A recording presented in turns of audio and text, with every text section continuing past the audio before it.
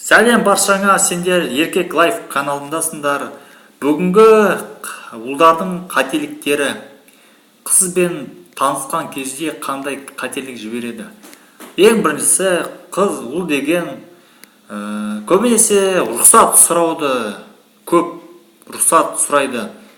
Жігіттер, сендер ондайды қойыңдар, рұқсат сұрамаңдар қыздардан. Мысалы, ең ұнамайтын осы сәт. Мысалға, қарындас сізбен танысуға бола ма? Қарындас андай істеуге бола ма? Мындай істеуге бола ма? Жоқ, болмайды саған. Танысуға да болмайды, ешнәрсе істеуге де болмайды. Қанша рет айтам, жігіттер, рұқсат сұрамаңдар қыздардан. Сендер жігітсіңдер, сендер. Мысалы, аң аулауға кезде жігіттер шығады ғой, мысалы, аңшылыққа. Сол кезде сендер аңынан сұрамайтын шығарсыздар. Аң сендерді рұқсат болса алып кетуге бола ма, союға бола ма деп. Сендер аңын аулайсыңдар, андай найзаны аласыңдар, садақты пышақты аласыңдар, былай шақ қата қаласыңдар. Болды, аң сенікі, одан сұраудың қажеті жоқ. Сондай жігіттерге жыным қайнайды да мен деген. Рұқсат сұрамаңдар қыздардан. Ешқашан рұқсат сұрауының қажеті жоқ. Айтыңдар, қарындас, сен маған ұнап қалдың. Жүрейік, кешкі 8-де мен сені алып кетем. Нақты жауап беру керек. Нақты жауап беру керек. Ондай қажеті жоқ, ондай сұраудың. Сізбен танысуға бола ма? Кешіріңіз, сіз маған ұнап қалдыңыз. Кешіріңіз деп. Не үшін сендер кешірім сұрайсыңдар, ұнатса не? Кешіру керек па сондайды? Мен ондай адамдар түсінбеймін негізі. Сол жігіттер, негізі қателіктер айтып кеткен сол. Рұқсат сұрау және өзіңді қыздан төмен санау. Ол ең қателік сол. Және өзіңе сенімсіз болу. Сол негізі қателіктер. Бастапқыда сол қателіктен қарай қыздар сендерге қарамайды да, және сендер қызығушылықтарың кетіп қалады. Қыздың қызығушылығы сендерге кетіп қалады. Не үшін ондай жігіт керек? Айтыңдаршы өздерің. Төмен, өзіне сенімсіз. Ол қыздарға негізі андай жігіт керек, андай жігіт. Жігіттер, андай жігіт керек. Бүйтіп орнына қоятын былай. Айтқанды екетпей, өздерінің айтқанынан қайтпайтын, намысты, салмақты жігіттер қыздарға ұнайды. Қыз деген нәзік қол деген, ол табиғат заңынан ұлдарды екінші болып саналады да, негізі солай жаратылған. Ол ұлдар бірінші, қыздар екінші деген сияқты. Олар нәзік болады, олар табиғи жағынан ұлдарды тыңдауға арналған, сойып жаратылған. Ал біз қазіргі жігіттер түсінбейсің, олар артынан жүгіреді, гүл береді, подаркасын береді, жаным деп айтып күйіп. Мен түсінбеймін, жігіттер, сендер. Подаркасын бер, бірақ өйтіп қатты жалмаңдап жүгірудің қажеті жоқ, жігіттер. Өйтіп өздеріңнің авторитеттеріңді бұзып аласыңдар да. Ондай қажет. Бір шоколад, бір подарка бер. Негізі өздерің подаркасыңдар о қыздарға шынайсың. Егер сендер серьезно жүрсеңдер, өздерің қымбат подарка боласыңдар қыздардың алдында. Енді әрине мейрамдарда енді сыйлық жасап тұру керек. Өйткені сыйлық жасамаса да болмайды. Ол негізі жасау керек. Қарсы емеспін. Бірақ та көп андай бір 100-200 гүлдің қажеті жоқ берудің қызға. Сол гүлді аналарыңа берсеңдер, мен ойымша аналарың енді ондайдан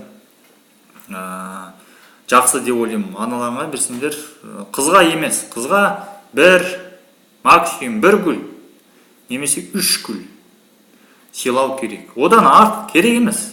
Бір гүл жетеді ғой, бір гүлмен бір шоколад кішкентай, Қазақстан деген немесе арзан тұратын бір шағын бір шоколад.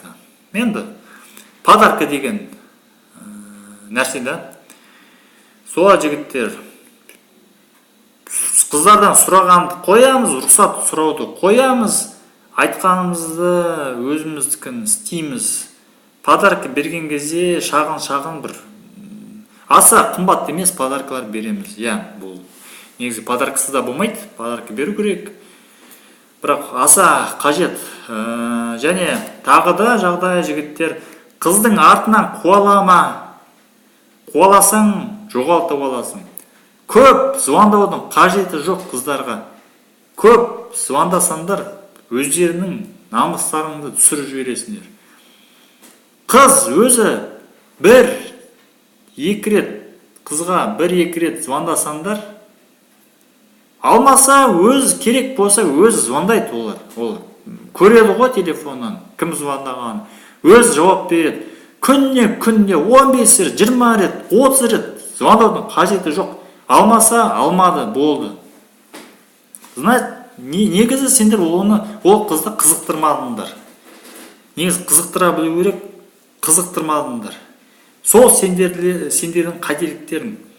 Қыз сендерден қызық көрген жоқ сендерді. Сол үшін телефонды алмай игнорға тығудың себебі сол.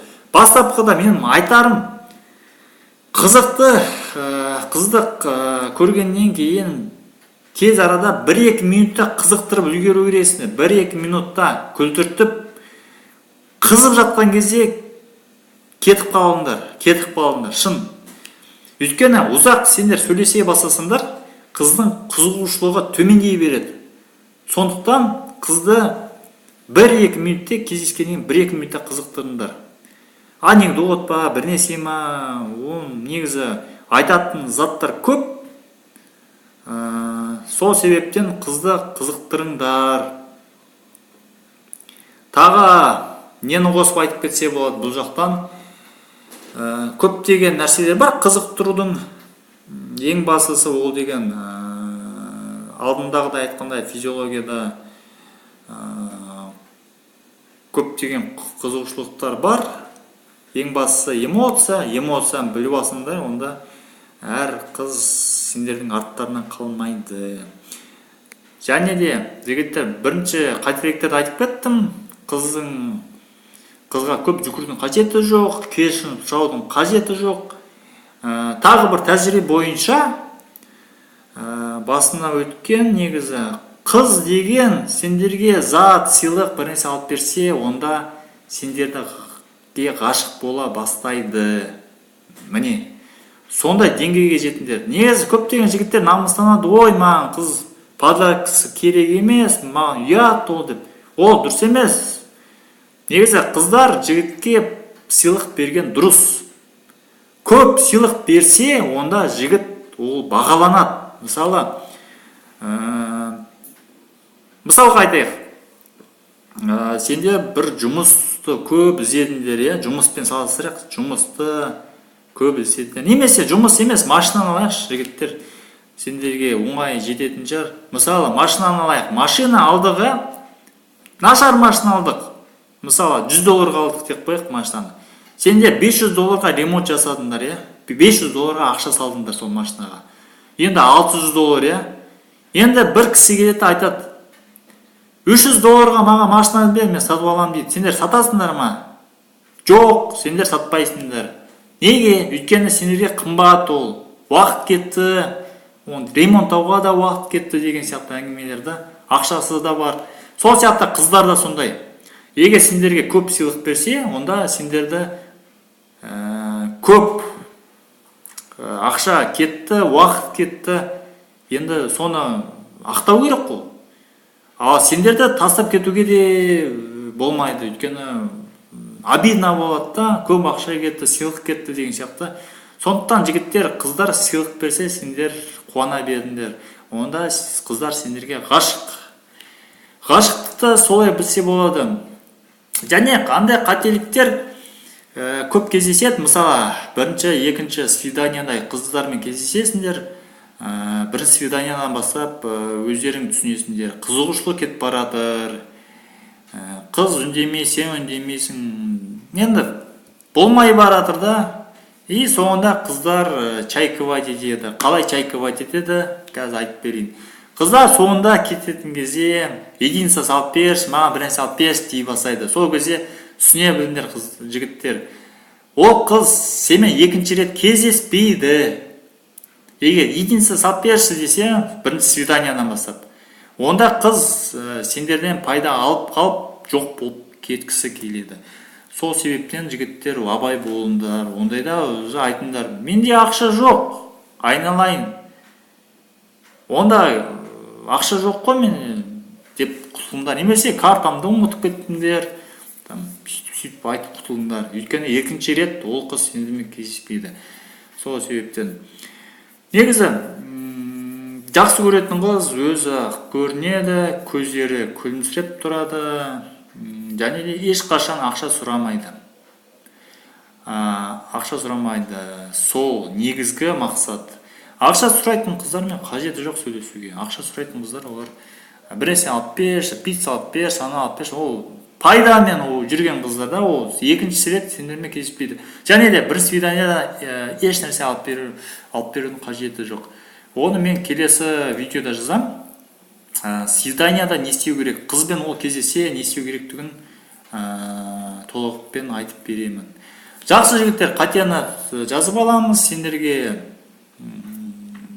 Үй тапсырмасында кешірім сұрамау қыздардан, және де қызбен танысу туралы мен алдыңғы видеоларда жазып кеттім. Не деу керек? 1-2 минутте қызға жақындаймыз, 1-2 минутте қызықтырамыз, сосын кетеміз. Мысалы, ұялшақ адамдарға бірінші тапсырма, көшеде кетіп бара жатып, сәлем, привет деп қызға айтамыз да кетіп қаламыз. Бастапқыда сол тапсырма болсын. 50-100 қызға жақындаймыз, әдемі қыздарға қастарына келіп, сәлем, привет дейміз да айналып кетіп қаламыз. Олар бұрылғанша сендер ауызда боласыңдар. Жақсы жігіттер, әлі талай видео шығады, жазылыңдар, подписка жасаймыз астына.